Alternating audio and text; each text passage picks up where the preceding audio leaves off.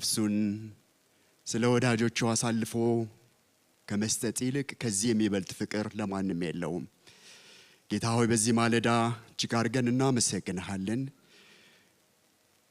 ቃላት ሊገልጠው በማይችል አስደናቂ ፍቅር ስለወደድከን፣ ከፍታው ዝቅታው ወርዱ ስፋቱ ከመታወቅ በሚያልፍ በዚህ አስደናቂ መውደድ ስለሳብከን በዚህ ማለዳ እጅግ አድርገን እናመሰግንሃለን።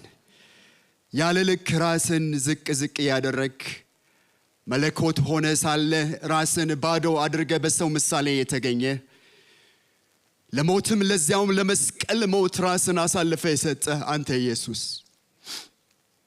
ስምህ ይባረክ። ኃጢአተኞች ሳለን በበደላችንና በኃጢአታችን ሙታን በነበርን ጊዜ ከክርስቶስ ኢየሱስ ጋር ሕይወትን ሰጣችሁ ተብሎ እንደተጻፈ የማይገባንን ስላረክልን በጸጋ ስላዳንከን ያዋን ሆነን ዛሬ በፊት ያለን ልጆች ከዚህ ከስጋ ከደፍ ከፈሰሰው ደም ተካፋዮች መሆን ስለቻለን ከምድር በላይ በሕይወት በዚህ ማለዳ ኖረን ጌታ ሆይን ለመታሰቢያ ማድረግ ስለቻለን እጅግ አድርገን እናመሰግናለን። በዓለም ፊት እንደሚታረድ በግ በሸላቶችም ፊት ዝም እንደሚል ምላሽ ሳትሰጥ ነፍስህን አሳልፈ ለኛ ስለሰጠ በአንተ ደስ ብሎናልና ክብር ለስምህ ይሁን። ዛሬ በዚህ ስፍራ የተሰበሰብን እኛን በጌታ በኢየሱስ ክርስቶስም በቃልህ እንድትነካን በመንፈስህ እንድትሞላን እንደመጣን ሳይሆን ጌታ እግዚአብሔር ሆይ ልዩ ሰው ሆነን እንድንወጣ ከዚህ ስፍራ ከላያችን ላይ የዘላለም አምላክ እግዚአብሔር ሆይ አንተ ያላስቀመጥከው ማንኛውም አይነት ቀንበር ተሰብሮ ተሰባብሮ ከዓይናችን ላይ ቅርፊት ወድቆ አንተን እያየን ከዚህ ስፍራ እንድንወጣ በጌታ በኢየሱስ ስም እንድትረዳን ጸለይን። ጌታ አምላካችን አንተው ስራበት፣ በኃያል ክንድህ ተመላለስበት። ጎስቋላነታችንን በደምህ ሸፍነህ በዚህ ስፍራ ክብር ስለ ስምህ አሜን። ክብር ለጌታ ይሁን። እጅግ መታደል ነው በእውነት በጌታ መጠራት የጌታ መሆን እጅግ መታደል ነው። I don't know how to explain it። በእውነት መዳናችንን አቅልለን አናየውም። አሜን። ዛሬ አብረን የምንመለከተው ሐሳብ እናንተስ እኔን ማን እንደሆንኩ ትላላችሁ በሚል ርዕስ ነው የምንመለከተው። ክፍሉን የምናገኘው ማርቆስ ምዕራፍ 8 ከቁጥር 27 ጀምሮ ያለውን በናዝሬቱ ጌታ በኢየሱስ ስም አነባዋለሁ። እንደዚህ ይላል። ኢየሱስና ደቀ መዛሙርቱ በፊልጶስ ቂሳሪያ ወደሚባሉ መንደሮች ወጡ። በመንገድም ሰዎች እኔ ማን እንደሆንኩ ይላሉ ብሎ ደቀ መዛሙርቱን ጠየቃቸው።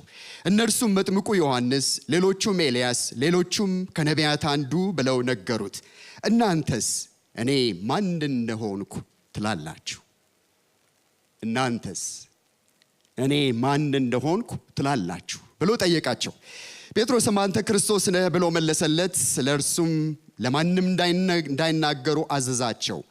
የሰው ልጅ ብዙ መከራ ሊቀበል ከሽማግሌዎችም ከካህናት አለቆችም ከጻፎችም ሊጣል ሊገደል ከ3 ቀንም በኋላ ሊነሳ እንደሚገባው ያስተምራቸው ጀመር። ቃሉንም ገልጦ ይናገር ነበረ። ጴጥሮስም ወደ እርሱ ወስዶ ይገስጸው ጀመር። እርሱ ግን ዘወር አለ። ደቀ መዛሙርቱንም አይቶ ጴጥሮስን ገሰጸውና ወደ ኋላ ሂድ አንተ ሰይጣን፣ የሰውን እንጂ እግዚአብሔርን ነገር አታስብምና አለው። ሕዝቡንም ከደቀ መዛሙርቱ ጋር ጠርቶ እንዲህ አላቸው፣ በኋላዬ ሊመጣ የሚወድ ቢኖር ራሱን ይካድ፣ መስቀሉንም ተሸክሞ ይከተለኝ። ነፍሱን ሊያድን የሚወድ ሁሉ ያጠፋታልና፣ ስለ እኔና ስለ ወንጌል ነፍሱን የሚያጠፋ ሁሉ ግን ያድናታል። ሰው ዓለምን ሁሉ ቢያተርፍ ነፍሱን ግን ቢያጎድል ምን ይጠቅመዋል? ሰው ስለ ነፍሱ ቤዛ ምንን ይሰጣል? በዚህ በዘማዊና በኃጢአተኛ ትውልድ መካከል በእኔና በቃሌ የሚያፍር ሁሉ የሰው ልጅ ደግሞ በአባቱ ክብር ከቅዱሳኑ መላእክት ጋር በመጣ ጊዜ በእርሱ ያፍርበታል። ጊዜውን ስትመለከቱ ኢየሱስ እንግዲህ እንዳያችሁት ከላይ ብዙ ተአምራትን ሲያደርግ ቆይቶ ወደ ቂሳሪያ ወደሚባል መንገድ ጉዞ የጀመረበት ሰዓት ነው። ብዙ ጊዜ እንግዲህ ከሰው ከወዳጆች ጋር የምታወሩት መንገስ ጀምሮ ነው አይደል? የልባችሁን የምታጫውቱት እና የጌታ ስራ የጌታ ፍቅር ይገርመኛል። ሌላው ጊዜ አልጠይቃቸውም እንደዚህ አይነት ጥያቄ። እንደው መጠየቅ ያለበት ቦታ ነበረ። ምዕራፍ 4 ላይ ጌታ ኢየሱስ ክርስቶስ ወደ ገሊላ ማዶ ሲሻገሩ በነበሩበት ታንኳ ላይ ከፍተኛ የሆነ ማዕበል ተነሳ። ኢየሱስ ግን ተኝቶ ነበረ። የሚገርም ነው። እነሱ እስከሚሞቱ ጠፋን እስከሚሉ ድረስ መርከቧ ተናወጠች። ከዛ በኋላ መጨረሻ ላይ ቀሰቀሱ። እንጠፋ ግዳይ ለምን ታውቁታላችሁ ክፍሉን። ጌታ ኢየሱስ ክርስቶስ ተነሳና እናንተ እምነት የጎደላችሁ ብሎ ከገሳቸው በኋላ ማዕበሉን ወዲያው ዝም በል ጸጥ በል አለው። የሚገርማችሁ ነገር ደደደደደ ምናምን ብሎ አይደለም ቀጥ ያለው፣ ቀጥ አለ ይላል። ጸጥ አለ። ፈጣሪውን የተናገረው ወዲያው ምን ብለው ጠየቁ ይላል። ይሄ ባህሩ፣ ማዕበሉ፣ ነፋሳቱ፣ ፍጥረታት የሚታዘዙለት who is he ማን ነው ብለው ተናገሩ ይላል። ኢየሱስ ግን በዛ ቦታ ላይ ማንነቱን አልነገራቸውም። ሰምቷል፣ የልባቸውንም ያውቃል። ግን ጊዜ ጠበቀና መንገድ ሲሄዱ ደስ አይልም? መንገድ እየሄዱ እያለ ጥያቄን ጠየቃቸው። አንዳንድ ሪሶርስ ላይ ስመለከት ከነበረበት ቦታ አሁን የሚሄዱበት ቦታ ምናልባት የ12 ኪሎ ሜትር 6 ማይል 12 ኪሎ ሜትር ምናምን ይላል። እና እንግዲህ በዛ ርቀት አስቡት የሚጫወቱትን። ግን የጠየቃቸው ጥያቄ በእውነት ሰዎች የሚሉትን ሳያውቅ ቀርቶ አይደለም። ኢየሱስ ስለሱ ሰዎች የሚሉትን ጠንቅቆ ያውቃል። እንኳን አይደለም ማወቅ he is omnipresent omniscient ነው፣ ሁሉን አዋቂ ነው። የልባቸውን እንኳን ነገር ያውቅ ነበር። በልባቸው የተናገሩትን ያሰቡትን አውቆ እንዲህ ተናገራቸው የሚል መጽሐፍ ቅዱስ ላይ ብዙ ክፍል ውስጥ እንመለከታለን። ነገር ግን የጌታ የኢየሱስ ክርስቶስ ኢንቴንሽን እሱ የፈለገው ተከታዮቹ የሚሉትን ስለሱ ያላቸውን ግንዛቤ ጠንቅቀው ያውቃሉ ወይ? የመጣበትን ሚሽን ያውቃሉ ወይ? እናንተስ እኔ ማን እንደሆንኩ ትላላችሁ? አንቺ፣ አንተ፣ እኛ as a church, as a body of Christ ክርስቶስ ማን እንደሆነ እንላለን። Who is Jesus? ማን ነው ኢየሱስ? መጽሐፍት ስለሱ ብዙ ይናገራል። በነቢያት የተነገረለት ሕፃን ተወልዷልና ወንድ ልጅም ተሰጥቶናል፣ አለቅነት በጫንቃው ላይ ይሆናል። የነቢያትን መጽሐፍት ሁሉ ያውቃሉ። እሱ መሲህ እንደሆነ ስሙ ድንቅ መካር፣ ኃያል አምላክ፣ የሰላም አለቃ፣ የዘላለም አባት ተብሎ ይጠራል ተብሎ የተጻፈለት እርሱ ኢየሱስ ቃሉ የሚመሰክርለት ነው። አያችሁ ሰዎች ክርስቶስን የሚከተሉት ሂስቶሪካል ጂሰስን ነው። በሰው ሕይወት ውስጥ ኢምፓክት ያለው የሰውን ሕይወት ሊለውጥ የሚችል አዳኝ የሆነውን ኢየሱስን አያውቁትም። ህዝቡ የሚከተለው ሂስቶሪካል ጂሰስን ነው፣ ታሪካዊ ኢየሱስን ነው። ደቀ መዛሙርቱ ግን በዚህ አይነት ሜንታሊቲ እንዲከተሉት ጌታ አልፈለገም። ዛሬ የምንከተለው ኢየሱስ ማን ነው?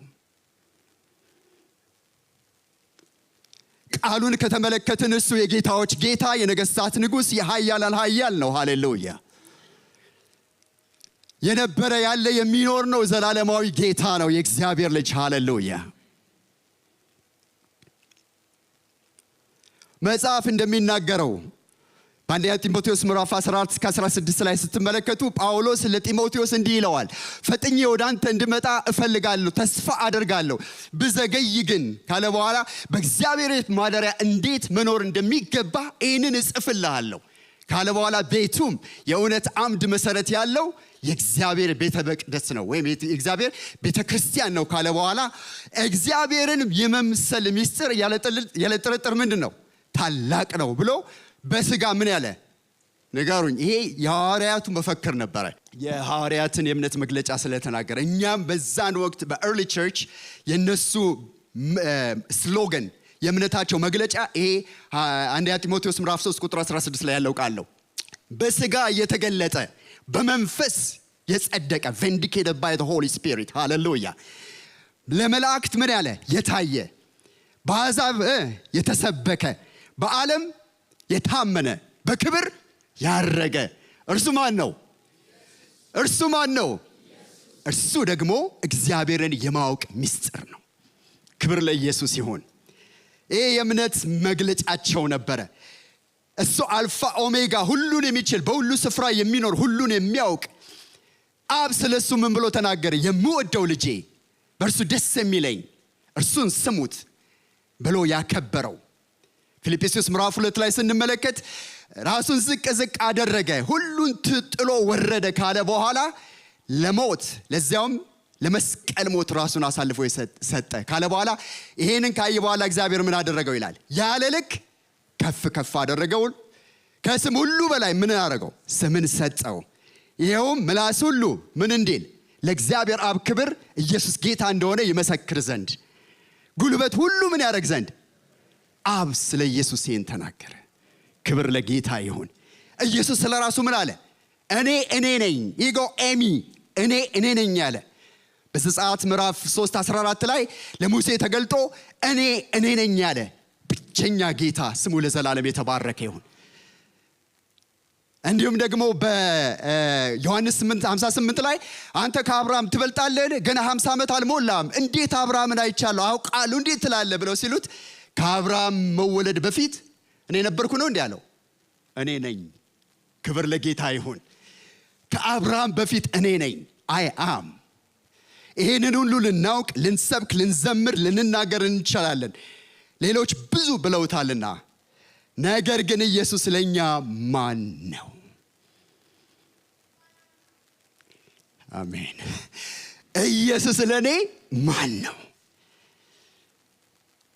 በግል ህይወቴ በህይወቴ ውስጥ ያለው ተጽዕኖ ምንድን ነው? ምን ያህል አውቀነዋል ኢየሱስን? ምን ያህል ተረተነዋል ኢየሱስን? ታሪካውን ኢየሱስ ነው እየተከተልን ያለነው? ሂስቶሪካል ጂሰስ ኦሬ ጌታ ወደ ህይወት ገብቶ ህይወትን የሚለውጥ ሞት ለሚሸት ህይወትን የሚሰጥ ትንሣኤና ህይወት የሆነ በኋላ እንመለከታለን። ይህንን ኢየሱስን ነው የምንከተለው። ይሄ ነው የጌታ ኢየሱስ ክርስቶስ ኢንትረስት።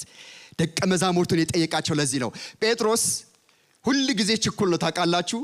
በጥያቄ በተጠየቁ ቁጥር በፍጥነት የሚመልስ፣ ሌሎችን ደቀ መዛሙርት ሁሉ የሚገላግል ሰው ነው። ወዲያው ቶሎ ብሎ አንተ ክርስቶስ ነህ አለው። በሌላ ክፍል ላይ ስትመለከቱ ይሄ ስጋና ደም አልገለጠልህም፣ ነገር ግን የሰማይ አምላክ እግዚአብሔር አባት ገልጦልሃልና ብሎ ተናገረ። ስጋ ይሄን ሊገልጥ አይችልም ማለት ነው። ግን ፒተር ብዙ ሳይቆይ አይገርማችሁም? ይሄን መገለጥ ከተናገረ በኋላ ብዙ ሳይቆይ ኢየሱስን ገሰጸው ይላል። ምን ስላለ? ኢየሱስ የሰው ልጅ መከራን ሊቀበል፣ ሊሞት፣ ሊሰቀል በሽማግሌዎች፣ በጻፎች፣ በፈሪሳውያን አልፎ ሊሰጥ ይገባዋል ባለ ጊዜ ኖ ይሄን ክራይስት አላውቅም አለ ፒተር። I don't know this Christ። መሲህ የሆነውን ነው ለካስ እሱም ያለው ሰው ያለውን ነው። ከነቢያት መጽሐፍ ሜቢ ያነበበውን ነው። we don't know። ግን ኢየሱስ ክርስቶስ አንተ ሰይጣን ብሎ የገሰጸውን ክፍል ተመልክተናል አይደል? በኋላዬ ሊመጣ የሚወድ ቢኖር ወደ ኋላዬ ሂድ አንተ ሰይጣን፣ የሰውን እንጂ የእግዚአብሔርን ነገር አታሳስብምና አለው ይላል። ኢየሱስ ማን ነው ለኔ? ኢየሱስ ላንቺ ማን ነው? ኢየሱስ ለኛ ማን ነው? ወገኖቼ በዚህ ዕውቀትና መረዳት ፐርሰናሊ ቴስት ያደረግነውን ያየነውን ኢየሱስ ወተን ከተናገርን በጣም ፍሩትፉል እንሆናለን። የብዙዎችን ህይወትን ማረካለን።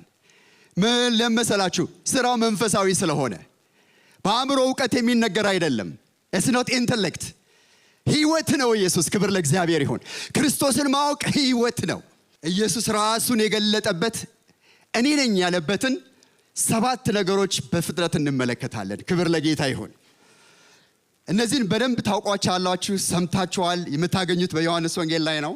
የመጀመሪያው እኔ የህይወት እንጀራ ነኝ። ክብር ለጌታ ይሁን። የምታገኙት ዮሐንስ ምዕራፍ 6 ላይ ነው። ዮሐንስ ምዕራፍ 6 ቁጥር 35፣ 41፣ 48፣ 49፣ 51 ላይ ደጋግሞ ጌታ ኢየሱስ ክርስቶስ እኔ የህይወት እንጀራ ነኝ ብሎ ሲናገራቸው በዛ ክፍል ውስጥ እንመለከታለን። ፈጠን ብዬ ትንሽ ክፍሉን ላንብበው። ኢየሱስም እንዲህ አላቸው፣ የህይወት እንጀራ እኔ ነኝ። ወደ እኔ የሚመጣ ከቶ አይራብም፣ በእኔ የሚያምን ሁልጊዜ ከቶ አይጠማም። አውዱን ስትመለከቱ ጌታ ኢየሱስ ክርስቶስ በሁለት ዓሣና በ5 እንጀራ 5000 የመገበበት ወቅት ነው። ከዛ ብዙ ህዝብ ይከተለው ነበረ። አንድ የሆነ ነገር አይተዋል። ግን በኋላ ኢየሱስ ራሱ ተናገረ ለምን እንደተከተሉት። ከዛ ወደ ቅፍርናሆም አልፎ በመጣ ጊዜ እያሳደዱ ደረሱበትና ኢየሱስ ጌታ ሆይ መቼ መጣ አሉት። ልክ በቃ ላይክ ተኬንሳ መቼ መጣ ብለው ሲጠይቁት ሪሊ ተአምር ስላያችሁ ሚራክል ስላያችሁ አይደለም የመጣችሁት አላቸው። እኔን ልትፈልጉ የመጣችሁት እንጀራ በልታችሁ ስለጠገባችሁ ነው አላቸው። ከዛ በኋላ እንትኑ ኮንቨርሴሽኑ ስለ ምግብ ሆነ፣ ስለ እንጀራ ሆነ። እኔ በጣም የሚገርመኝ በዚህ ክፍል ውስጥ እንጀራ የሚለውን ቃል ስመለከት ሜቢ ወደ አማርኛ ትራንስሌት ሲሆን ነው መሰለኝ እንጀራ። ልጁ አበሻ ነበር እንዴ አልኩኝ። ያ ትንሽ ልጅ እናቱ 5 የገብስ እንጀራ ነው የሚለው አንደኛው ትርጉም፣ እና እንግሊዝኛ ብሬድ ነው የሚለው 2 ዓሣና 5 ዳቦ ነው የሚለው። ግን አማርኛው ሳነብ ደስ አለኝ። አበሻ ነበረ፣ እናቷ ቋጥራ ምሳ የላከችው ማለት ነው። እዚህ ጋር እንግዲህ መተው ኢየሱስን ሲመለከቱት ሲያዩት ያንን ሚራክል እንደገና የሚደግም እንጀራ የሚያባዛ የነሱ መረዳት እስከዛ ድረስ ብቻ ነው። ከዛ ኢየሱስ ክርስቶስ የህይወት እንጀራ እኔ ነኝ አለ። ከዛ በኋላ ኮንቨርሴሽኑ ቀጠለና እንዴ አባቶቻችን እኮ በምድረ በዳ መናን በሉ ጠገቡ ሲሉት ጠገቡ ያ ኦፍ ኮርስ። ግን ተመልሰው ምን ሆነዋል? ተርበዋል። ሙሴ የሰጠውን እንጀራ እግዚአብሔር በሙሴ በኩል ያወረደው እንጀራ የሚበላ ደግሞ እንደገና ምን ይላል? ይራባል፣ እንደገና ደግሞ ይጠማል። እኔ የምሰጣችሁ እንጀራ ግን ለዘለዓለም አትራቡም አለ። ክብር ለጌታ ይሁን። ከዛ በኋላ ትምህርቱ ጠጠር አለና ስጋዬን የሚበላ ዛሬ እንዳደረግ ነው ደሜን የሚጠጣ ሲል ብዙዎቹ እንደውም ከደቀ መዛሙርት እንዴት ያለ ከባድ ትምህርት ነው ብለው ትተውት ሄዱ ይላል። ኢየሱስ የህይወት እንጀራ ነው። አሜን ሃሌሉያ። ከዛ ምን አሉት? ይህንን እንጀራ ስጠን አሉት። ደግሜ ለዘላለም ማልራብ ከሆነ ይህንን እንጀራ ስጠን አሉት። ከዛ በኋላ ነው ኢየሱስ ይህን የተናገራቸው። በዮሐንስ ምዕራፍ 4 ላይ ሁላችንም እንደምናውቀው የሰማርያቷ ሴት ታሪክ አለ። እዛም ክፍል ላይ ስንመለከት ከጌታ ጋር ኮንቨርስ ያደረጉት ስለ ውሃ ነው። አጠጭኝ ብሎ ጠየቃት። ከዛ በኋላ አንተ አይሁዳዊ ስትሆን እንዴት ሳምራዊ ከመሆን እንዴት ይህን ጠይቃለህ የሚለው ኮንቨርሴሽኑ እየደራ ሲሄድ ጌታ ኢየሱስ ክርስቶስ ምን አለ? ውሃ ጠጭኝ የሚልሽንና የእግዚአብሔርን ስጦታ ብታውቂ ኖሮ አንቺ ምን ታደርጊው ነበር? ትለምኚው ነበር አላት። ወዲያው ልክ እንደነዚህ ሰዎች እባክህ ያንን ውሃ ስጠኝ አለችው። እኔን የሚጠጣ ለዘላለም አይጠማም። ክብር ለጌታ ይሁን፣ ክብር ለኢየሱስ ይሁን። ከዛ በኋላ የሆነውን በህይወቷ ታውቃላችሁ። የዘላለም የህይወት ውሃ ምንጭ ፈለቀላት። ክብር ለጌታ ይሁን። እሱ የዘላለም የህይወት ምንጭ ነው። ስለዚህ ጌታ ሲናገር በዚህ ክፍል ውስጥ ምን አላቸው? ለዚህ ለሚጠፋው እንጀራ አትስሩ፣ ለዘላለም ህይወት ለሚኖር መብል የሰው ልጅ ለሚሰጣችሁ ስሩ አሉት። መጠየቅ አያቆሙም። ጠየቁ። እባክህ ንገረንና የእግዚአብሔርን ስራ እኛ ምን እንስራው ሲሉ ይሄውም የእግዚአብሔር ስራ በላከው ምን እንድታደርጉ ነው? እንድታምኑ ነው። ይህንን ምን አድርጎታል አለ? እግዚአብሔር ሲል አድርጎታል። አትሞታል አለ። በላከው እንድታምኑ ይህንን ሲል አድርጎታል። For God the Father has put his seal of approval on him. በማ ላይ? በኢየሱስ ላይ። ክብር ለጌታ ይሁን። የህይወት እንጀራ ኢየሱስ ክርስቶስ ነው። አያችሁ፣ ክርስቶስ ኢየሱስን ማወቅ ለማይጠፋው እንጀራ መስራት ማለት ነው። ይሄንን ምግብ ይሄንን እንጀራ ልክ ዛሬ እንዳደረገው መታሰቢያውን እንዳደረገን በየቀኑ ደግሞ ቃሉን መብላት ነው። ሃሌሉያ። ቃሉን እየበሉ ለዘላለም አለመራብ ነው። እየጠጡ ቃሉን ለዘላለም አለመጠማት ነው። ክብር ለጌታ ይሁን። የዘላለም የህይወት ውሃ ምንጭ እርሱ ጌታ ኢየሱስ ክርስቶስ ነው። ኢየሱስ የህይወት እንጀራ እርሱን ይዞ የህይወትን ውሃ ይዞ መራብም መጠማትም መጠውለግም መዛልም ፈጽሞ የተከለከለ ነው። ኢየሱስን ማወቅ የህይወት እንጀራና ውሃ የሆነውን ይዞ ሌላ እንጀራ ወይም ህይወትን የሚሰጥ ውሃ ፍለጋ አለመሄድ ማለት ነው። ዛሬ እንዳደረግነው ከስጋው እና ከደሙ ከተካፈልን በኋላ በተካፈላችሁ ጊዜ ምኑን ትናገራላችሁ ነው ያለው? ሞቱን ኢየሱስን ማወቅ ማለት እንግዲህ የህይወት እንጀራ የሆነውን የህይወት ውሃ የሆነውን ኢየሱስን ማወቅ ማለት ወጥቶ ሞቱን መናገር ማለት ነው። ክብር ለጌታ ይሁን።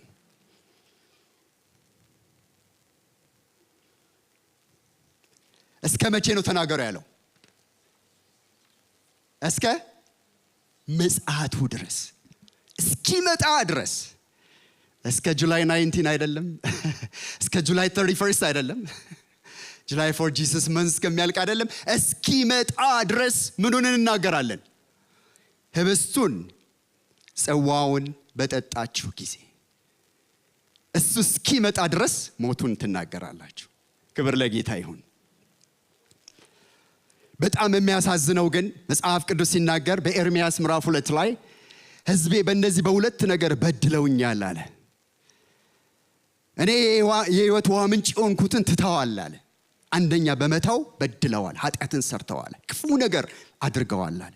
ሁለተኛው ደግሞ ህይወት ውሃን የማይሰጡ ጉድጓዶች ለራሳቸው ቆፍረዋል። እንዲህ አይነት ህይወት ውስጥ ያለን ሰዎች እንኖር ይሆን? ሰላም የማይሰጥን ነገር የምንሻ የምናሯሩጥ፣ እውነተኛ ህይወት የሌለበትን ነገር የምናሳድድ ሰዎች እንኖር ይሆን? እሱ የክርስቶስን የማወቅ መንገድ አይደለም። ከዚህ በደል እግዚአብሔር ይጠብቀን። ሁለተኛው እኔ የዓለም ብርሃን ነኝ። I am the light of the world። የሚከተለኝም የህይወት ብርሃን ይሆንለታል እንጂ በጨለማ አይመላለስም። ክፍሉን የምናገኘው ዮሐንስ ምዕራፍ 8 ቁጥር 12 እንዲሁም ምዕራፍ 9 ቁጥር 5 ላይ ነው። ከጊዜ አኳያ ክፍሉን አላነበውም፣ ታውቁታላችሁ። ምዕራፍ 8 ላይ የሚመለከተው አንዲት ሴት ስታመነዝር ተገኝታ ጻፎችና ፈሪሳውያን ሲያመነዝር የተገኘ በሙሴ ሕግ መሰረት መወገር ስላለበት ኢየሱስ ምን እንደሚል ሊፈትኑት ይዘዋት መጡ ይላል። ዝም ነው ያለው ኢየሱስ። እኔ ሳጠና ነው ሁለቴ እንደጠየቁት ያው ዝም ነው ያለው። ደግመው ጠየቁት፣ ተናገር እንጂ። እሱ ይጽፍ ነበር። አይውሽ የጻፈውን ብናው፣ ግን ብዙዎች እንደሚናገሩት እያንዳንዳቸውን ኃጢአት ነበር የሚጽፈው። ከዛ በኋላ ከዳንተ ኃጢአትን ያላደረገ እንግሊዝኛው ላይ ምንም ጊልቲ ኮንሽንስ የሌለበት የመጀመሪያውን ድንጋይ ወይም ይጣል ይወርርባት አለ እና ዳግም መጻፍ ጀመረ። ከታላቅ እስከ ታናሽ ይላል። ዳሚንስ ከምኩራብ መሪዎች ከጳጳሶች ጀምሮ ማለት ነው፣ ከመሪዎች ጀምሮ እስከ ታናሽ ድረስ እስከ ሰፈርተኛው እስከ መንደርተኛው ሁሉ ጥለዋት ሄዱ ይላል። ጌታ ኢየሱስ ክርስቶስም ቀና ብሎ ሲመለከት አንቺ ሴት ከሳሾችሽ ወዴት ሄዱ ሲል፣ ጌታ ሆይ አንዱም እንኳን እዚህ አልቀሩም። ይሄ የዓለም ብርሃን ኢየሱስ ምን ቢላጥሩ ነው? እኔም አልፈርድብሽም፣ ደግመሽ ግን ኃጢአትን አታድርጊ አላት። ከዛ በኋላ ልክ ቁጥር 12 ላይ እኔ የዓለም ብርሃን ነኝ አለ። ክብር ለጌታ ይሁን። ይህች ስታመነዝር የተገኘች ሴት ከፍርድ አዳናት፣ የከሳሾች ሆነም ጨለማ የኃጢአት ህይወት በብርሃኑ ገለጠ። እኔ የዓለም ብርሃን ነኝ። ጨለማ በፊቴ ሊቆም አይችልም። ኃጢአት በፊቴ ሊቆም አይችልም። የማድን ነኝ። በምዕራፍ 9 ላይ የምንመለከተው የአይነ ስውሩ ታሪክ ነው። ከመወለዱ ጀምሮ አይነ ስውር የነበረ ሰው ደቀ መዛሙርቱ የእርሱ ኃጢአት ነው ወይስ የእናትና የአባቱ ኃጢአት እሱ አይነ ስውር ሆኖ እንዲወለድ ያደረገው ብለው ሲጠይቁት የእናቱም የአባቱም ወይም እርሱ አይደለም፣ ነገር ግን የእግዚአብሔር ክብር በእርሱ ይገለጥ ዘንድ ነው ካለ በኋላ እኔ ምን አለ? የዓለም ብርሃን ነኝ። ይሄ ሰው አይኑ በራ። እኔ በጣም ደስ የሚለኝ እትፍ አለበት፣ ጭቃም ወስዶ አይኑ ላይ ያደረገ፣ ሂድና በሲሎአም ተጠመቅ አለው። ሄዶም ተጠመቀ፣ እያየም መጣ ይላል። እስኪ ይህን ቃል በሉት፣ ሄዶም ተጠመቀ በሉ፣ እያየም መጣ። ዛሬ በቃሉ ተጠምቀን እያየን እንሄዳለን። ክብር ለጌታ ይሁን። ብርሃን የሆነው ኢየሱስ ክርስቶስ እንዲህ ነው ያደረገው። የህይወትን ይሄ ፊዚካል አይኑን ፈወሰለት፣ ማየት ቻለ። ለብዙ ጊዜ ሂንድርድ የሆነው የተሸፈነበት የተከለለበት ይሄ ሰው ማየት ጀመረ። ፊዚካል ዌልነስ ሂሊንግ አገኘ። በጣም የሚገርማችሁ ምዕራፍ 9 ወደ ኋላ ሄዳችሁ ስትመለከቱ በመቅደስ አገኘውና ይላል። እሱ አያውቀውም። ምክንያቱም እያየ አይኑ ታውሮ ሄዶ ሲመለስ ኢየሱስን አላገኘውም። ያየው ግን ኢየሱስ መጥቶ ዳግም እንደዛ መቅደስ ሲያናግረው እሱ መሆኑን አወቀ። በእግዚአብሔር ታምናለህን ብሎ ሲጠይቀው አዎ። በላከው ታምናለህን? አዎ አለ።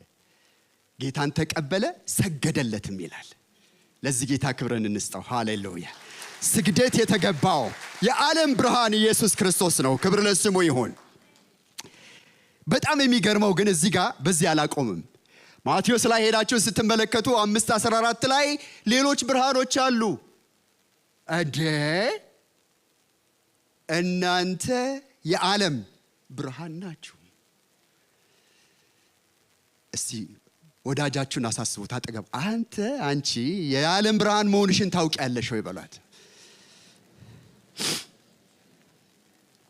እናንተ የዓለም ብርሃን ናችሁ። በተራራ ላይ ያለች ከተማ ልትሰወር አይቻላትም። መብራትንም አብርተው ከእንቅብ በታች አይደለም እንጂ በመቅረዙ ላይ ያኖሩታል፣ በቤትም ላሉት ሁሉ ያበራል። light to all the house። እውነተኛ ብርሃን እርሱ ነው። እኛ ግን የብርሃን ሶርስ አይደለንም። ብርሃን ናችሁ የሚለው we are reflectors፣ አንጸባራቂዎች ነን። ክብር ለጌታ ይሁን። የጋን ውስጥ መብራት ሲባል ሰምታችሁ ታውቃላችሁ? ክርስትና ውስጥ ክርስቶስን ማወቅ ውስጥ የጋን መብራት የለም። ከእንቅብ በላይ የሚቀመጥ ብርሃን፣ ቤቱን ሁሉ የሚያበራ፣ ዓለምን ሁሉ የሚያበራ። ችግር ግን አለ።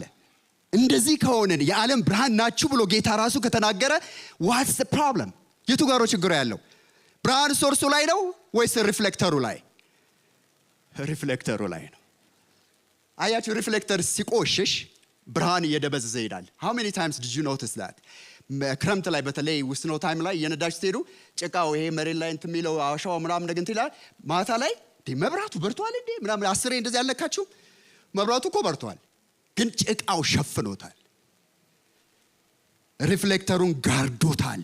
ብርሃኑ ወጥቶ እንዳይታይ እንዳያበራ። ክርስቶስን ማወቅ ማለት ነፍስን ከሚያጎደፍ ከማንኛውም ቆሻሻ ራስን መጠበቅ ማለት ነው። እንድናበራ ከፈለግን የዓለም ብርሃን ናችሁ የሚለው የእግዚአብሔር ሕያው ቃል በእኛ ሕይወት ውስጥ እንዲሰራ ከፈለግን ወገኖቼ ቆሻሻውን በቃሉ መታጠብ እናስወግድ። አንድ መዝሙር አለ። I'm definitely sure ልጆቻችሁ እያደጉ ሲሄዱ ትንሽ እያሉ የምትከፍቱላቸው ላስታውሳችሁ። Little light of mine, I'm gonna let it shine. Little light of mine, I'm gonna let it shine. Little light of mine, I'm gonna let it shine. Let it shine, let it shine, let it shine. Jesus is my light, I'm gonna let him shine. Jesus is my light, I'm gonna let him shine. Jesus is my light, I'm gonna let him shine. Let him shine, let him shine, let him shine. Amen. No? Hallelujah. ክብር ጌታ ይሁን። መደብዘዝ አይቻልም ማለት ነው። የዓለም ብርሃን ናችሁ እያለ ቆሻሻውን እያየን ተጋርዶ እያየን day after day ማንሳት ተስኖን፣ መስቀሉ ስር ሸክማችንን ማራገፍ ተስኖን፣ በቃሉ መታጠብ ራሳችንን ማጽዳት ተስኖን እንደ ጨለሙ መመላለስ በፍጹም የተከለከለ ነው። ክብር ለጌታ ይሁን። አያችሁ ኤፌሶን ምዕራፍ 5 ከ8 እስከ 11 እንደዚህ ይላል። ቀድሞ ጨለማ ነበራችሁና። ይኸው በጨለማ አይደለም እኮ ጨለማ ነበራችሁ። ይዋር ጨለማ ይወር ጨለማ ስማችሁ ጨለማ ነበር። አሁን ግን በጌታ በብርሃን ናችሁ አይደለም ብርሃን ናችሁ። ከዛስ የብርሃኑ ፍሬ በበጎነትና በጽድቅ በእውነትም ነውና ለጌታ ደስ የሚያሰኘውን እየመረጣችሁ እንደ ብርሃን ልጆች ተመላለሱ። walk as the children of light። ክብር ለኢየሱስ ይሁን። ፍሬም ከሌለው ይላል የጨለማ ስራ ፍሬ የለውም። ባይዘወይ የብርሃን ፍሬ ነው መጽሐፍ ቅዱስ የሚናገረው። ፍሬም ከሌለው ከጨለማ ስራ ጋር አትተባበሩ። unfruitful deeds of darkness ይላል። ከዛ ጋር never find yourself in that situation። ይልቁን ምን አድርጉት ይላል? ግለጡት ይላል። እኔ አንድ ሰው አሁን ይሄን መብራት ቢያጠፋልኝ አታጥፉ ግድ የለም ወዲያው ምንድነው የሚሆነው? ይሄ ሩም ጨለማ ዴፊኒሽን የለውም። ጨለማ absence of light ነው ዴፊኒሽኑ። ብርሃን ባለበት በሙሉ ጨለማ የለም። let him shine። ክርስቶስን ማወቅ ማብራት ነው። የጨለማውን ሥራ በብርሃኑ መግለጥ ነው። ክብር ለኢየሱስ ይሁን። በፍጥነት ወደ ሶስተኛው እሄዳለሁ። እኔ የበጎች በር ነኝ አለ ኢየሱስ። ይህንን ክፍል በዮሐንስ ምዕራፍ 10 ቁጥር 7 ላይ ታገኛላችሁ። I am the door። በእስራኤል ታሪክ አንዳንድ ነገር ሳነብ ምን ይላል? ፌንስ ነገር ይሰሩላቸዋል እንጂ ለበጎች በር አይደረግላቸውም። በሩን ሄዶ እንደ በር ሆኖ የሚተኛው በር ላይ እረኛው ነው። በጣም የሚገርም ስርዓት ነው። አላውቅም ነበር እኔ። አትሊስት ኢየሱስ በነበረበት ጊዜ ይሄ ነበር ስርዓቱ። ስለዚህ በጎቹን አውሎ አምጥቶ እዛ ደንት ወይም እዛ መኖሪያቸው ሲያስገባ ድምፁን ስለሚያውቁ በመረጋጋት በሩ ላይ ያለውን አይተው ይተኛሉ። በር ቆልፎ የሚተኛ ሳይሆን እሱ ራሱ በር ሆኖ በሩ ላይ የሚሆን ነው። ኢየሱስ ይሄን ነው የሚናገረው። I'm the gate of the sheep። በጣም የሚገርመው በስማቸው አውቃቸዋለሁ አለ ኢየሱስ። በዚህ ክፍል ውስጥ በስማቸው ቅርብ ጊዜ ከልጆቼ ጋር አንድ ሙቪ ያየን the sheep detector የሚል ከልጆቻችሁ ጋር ይወጥ ጥሩ ሙቪ ነው። በጣም ይሄን ክፍል ያስታውሳቸዋል። እና እረኛው የፋርሙ ባለቤት የበጎቹ ለእያንዳንዳቸው ስም ሰጥቷቸዋል። ስም የሰጣቸው ነው በባህሪያቸው ነው። እና በጣም የሚደንቅ ነገር ታገኛላችሁ እዛ ክፍል ውስጥ። እና እነዛ በጎች ደግሞ ልክ እንደ ባህሪያቸው እንደ ስማቸው አክት ሲያደርጉ ታያቻላችሁ። ይህንን ክፍል በጣም እንዳይ ያ ሙቪ ረዳኝ። በስማቸው ያውቃቸዋል። በስማቸው he will never miss። ክብር ለጌታ ይሁን። በስማችን ያውቀናል። መልካሙ እረኛ ቀጥለን እናያለን ቁጥር 4 ላይ የበጎቹ በር በስማችን ያውቀናል። ክርስቶስን ማወቅ የእረኛውን ድምፅ በትክክል ማወቅ፣ የሌሎችን ድምፅ ግን አይከተሉም ይላል። አያችሁ፣ ተመሳሳይ ቮይስ።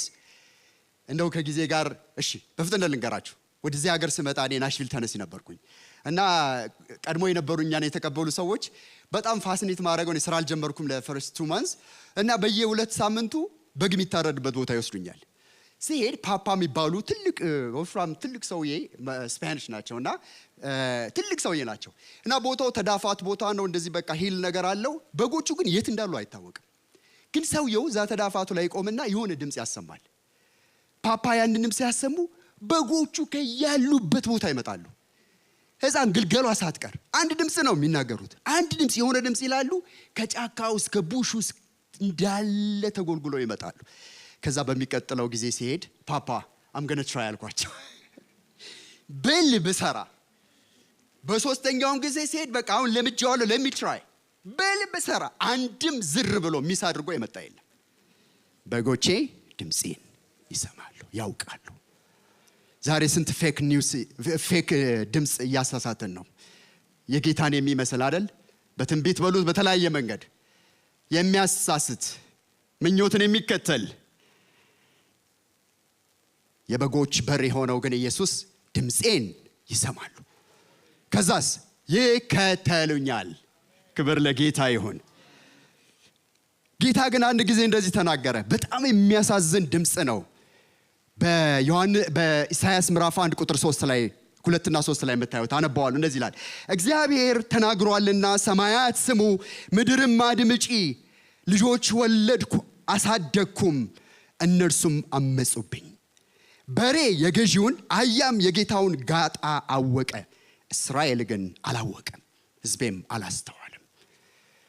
ከዚህ ሕይወት እግዚአብሔር ይጠብቀን። ክርስቶስን ማወቅ ማለት የበጎች በር የሆነውን ኢየሱስን ድምፁን ማወቅ፣ ሁሉ ጊዜ በድምፁ መመላለስ ማለት ነው።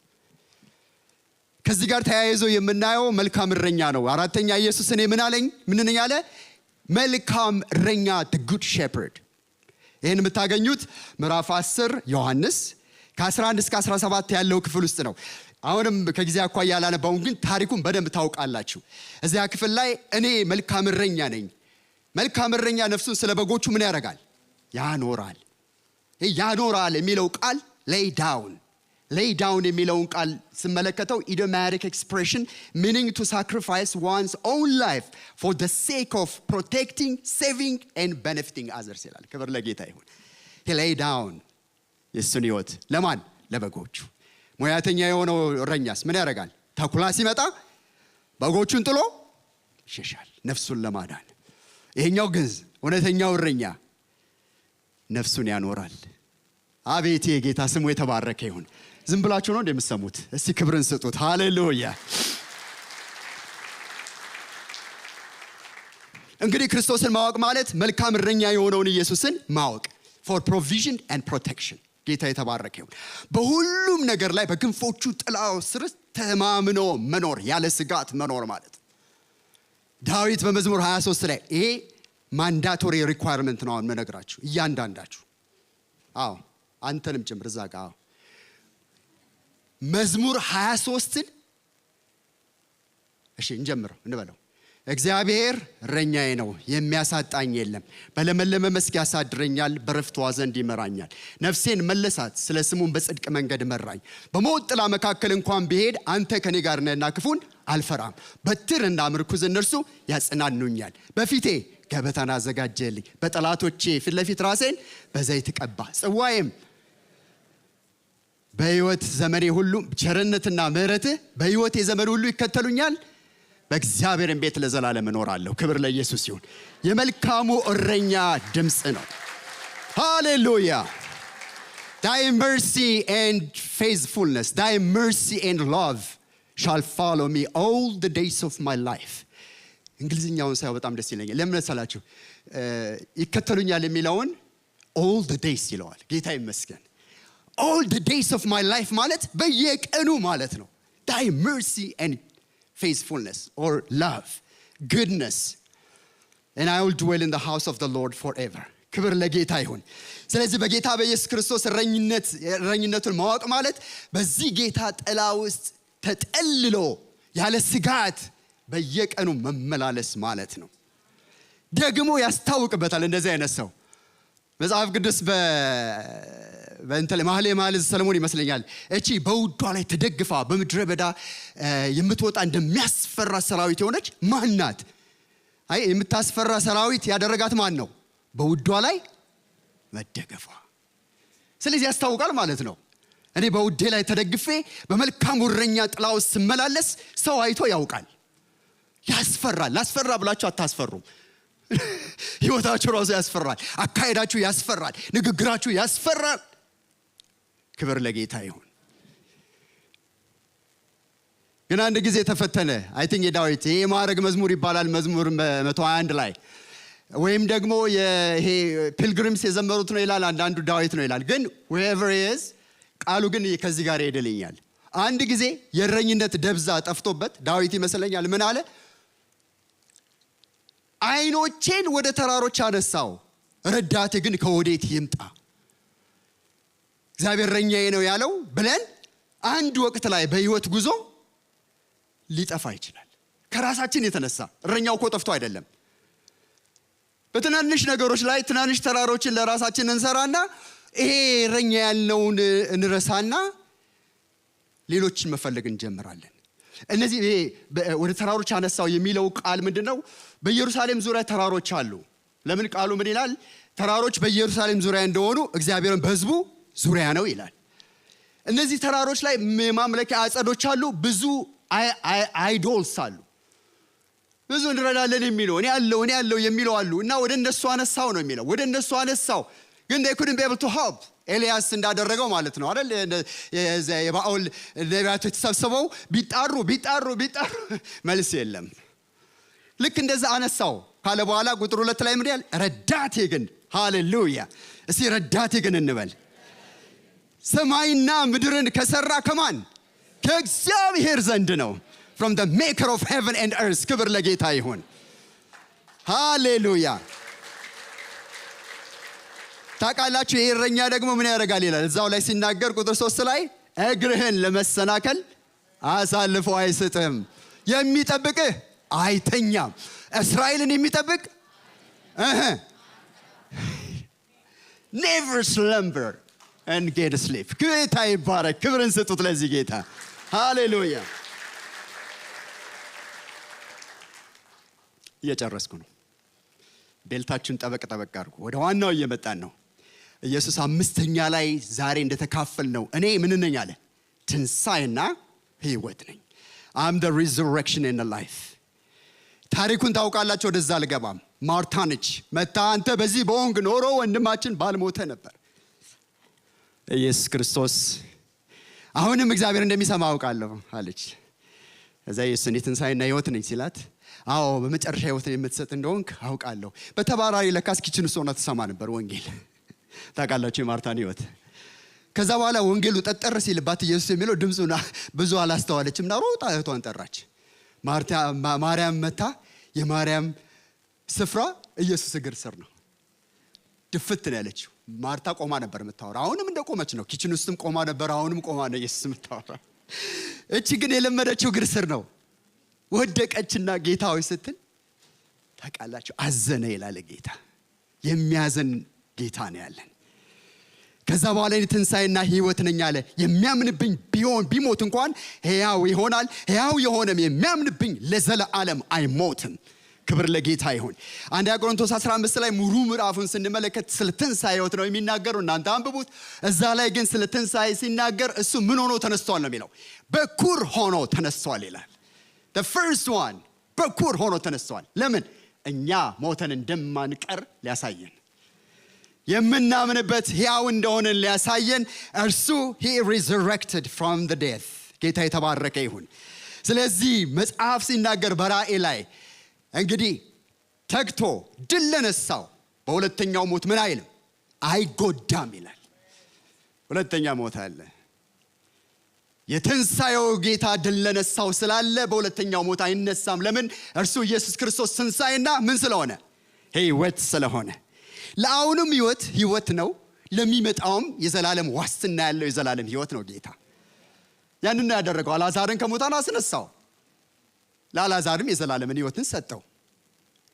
ዛሬም መጽሐፍ እንደሚል ክርስቶስን ከሙታን ያስነሳው ያ የእግዚአብሔር መንፈስ እንዴት ለዚህ ለሚሞት ስጋችሁ ሕይወትን አይሰጠውም ይላል መጽሐፍ ሲናገር። ሞቱን በሚመስል ሞት ከተካፈልን ትንሣኤውን በሚመስል ትንሣኤ ደግሞ ምን እንሆናለን? እንካፈላለን። ጌታ የተባረከ ይሁን። ክርስቶስን ከሙታን ያስነሳው ያ የእግዚአብሔር መንፈስ ከኛ ጋር ስላለ፣ ትንሣኤና ሕይወት እኔ ነኝ ያለው ጌታ ከኛ ጋር ስላለ፣ ጳውሎስ በፊልጵስዩስ 3:10 ላይ እርሱንና የትንሣኤውን ኃይል እንዳውቅ በመከራውም እንድካፈል ወደ ሙታንም ትንሣኤ ሊደርስ ቢሆንልኝ በሞቱ እንድመስለው እመኛለሁና ይላል። ወገኖቼ መከራ ሲመጣ የምንሸሸው የትንሣኤ ጌታ የለንም። ሰማችሁኝ? ጳውሎስ ያለው በመከራው እንድካፈል። መከራ ሳይመጣ ሁሉም ክርስቲያን ነው። ሁልጊዜ ሃሌሉያ ካፉ ማይለየው። መበጠር ሲከሰት ሁሉም ይሸበራል። ጠመንጃ ጥይቱን ከእጁ ይሽቀነጠራል። ያ ግን የአምላክ ወዳጅ ኢየሱስን ያውቃል።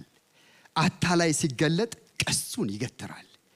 እሳቱን ባህሩን ታግሶ ተሻግሮ ጌታን ይገናኛል ክብር ተሸልሞ። ክብር ለጌታ ይሁን። ሃሌሉያ። እንግዲህ የተነሳው ኢየሱስ ከሙታን ያረገውም እርሱ፣ በታላቅ ክብር በደመና የሚገለጠውም እርሱ ይመጣል። ኢየሱስ ማራናታ። ራእይ 22:17 ላይ መንፈሱና ሙሽራይቱ ምን ይላሉ? ና ይላሉ። የሚሰማም ምን ይበል? አረ ሰምታችኋል? አሁን እስቲ ና በሏ። የሚሰማም ና ይበል፣ የተጠማም ይምጣ፣ የሕይወትን ውሃ እንዲያው ይውሰድ ይላል። ማራናታ ማራናታ። እስኪመጣ ድረስ ሞቱን እንናገራለን። እንግዲህ ሌላው የቀረን ሁለት ነገር ነው። እሰው ታውቁታላችሁ። መንገድና እውነት ሕይወትም ነኝ፣ በእኔ በቀር ሌላ ወደ አብ የሚያደርስ ሌላ መንገድ የለም። የውጭው ሴኩላር ዓለሙ ሁሉም መንገድ ያደርሳል። ምንድነው? አንድ መንገድ ብቻ። the most offensive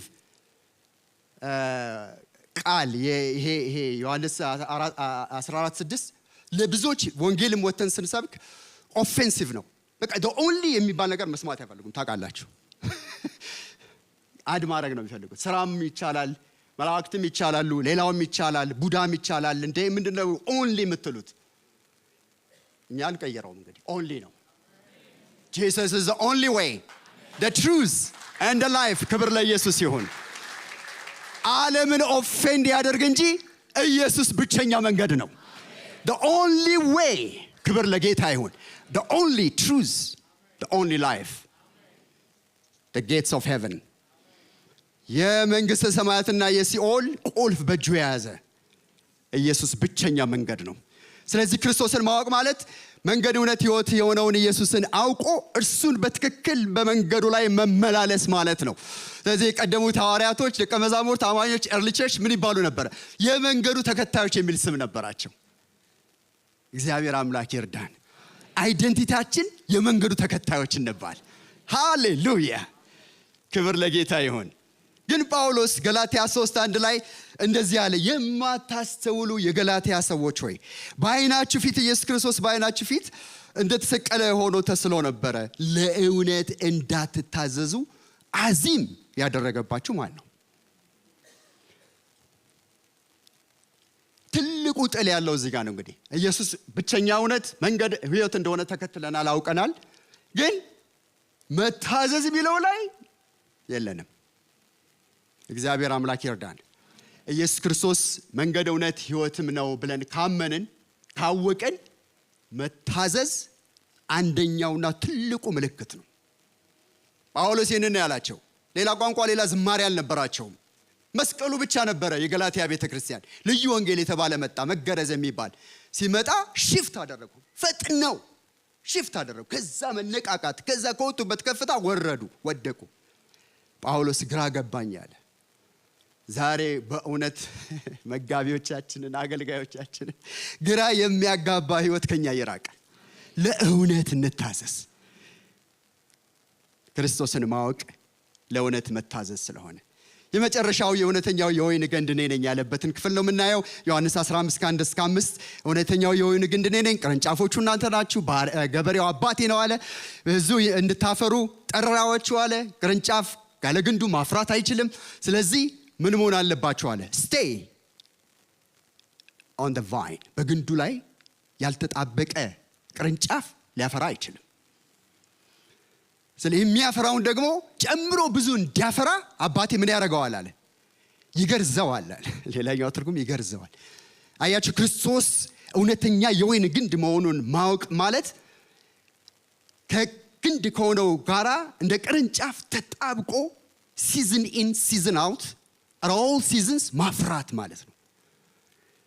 ሁለተኛ ደግሞ ለመገረዝ ፈቃደኛ መሆን። ዛሬ ቆንጠጥ ስንደር ከቸርች የምንቀር የሆነ ነገር በቃ ስናይ እግዚአብሔርን ሕይወት ከኛ ላይ ያረቀው። ለዚህ ሕይወት አይደለም የተጠራ ነው። ፈቃደኛ መሆን አለብን። የሚገርዘን ብዙ እንድናፈራ ነው። ሃሌሉያ! ፕሩን ያደርገዋል ሞር እንዲያፈራ። ኢየሱስ ጌታ ነው። የፍሬ ሰዎች ያድርገን። ምን እናድርግ? እችን ብቻ ልበልና ልጨርስ። መጽሐፍ ቅዱስ ሲናገር እንወቅ እናውቀውም ዘንድ እግዚአብሔርን እንከተል። እንወቅ እናውቀውም ዘንድ እግዚአብሔርን እንከተል። ሆሴዕ 6:3 ላይ እርሱ ሰብሮናልና እርሱ ይፈውሰናል፣ እርሱ መጥቶናልና እርሱም ይጠግነናል፣ ከሁለት ቀን በኋላ ያድነናል፣ በሶስተኛው ቀን ያስነሳናል፣ በፊቱም በሕይወት እንኖራለን። እንወቅ እናውቀውም ዘንድ እግዚአብሔርን እንከተል። እንደ ወገግታም ተዘጋጅቶ እናገኘዋለን። እንደ ዝናብም ምድርን እንደሚያጠጣ እንደ መጨረሻ ዝናብ ይመጣል። ክብር ለጌታ ይሁን። እኔን ሊከተል የሚወድ ቢኖር ራሱን ይካድ፣ መስቀሉንም ተሸክሞ ዕለት ዕለት ይከተለኝ።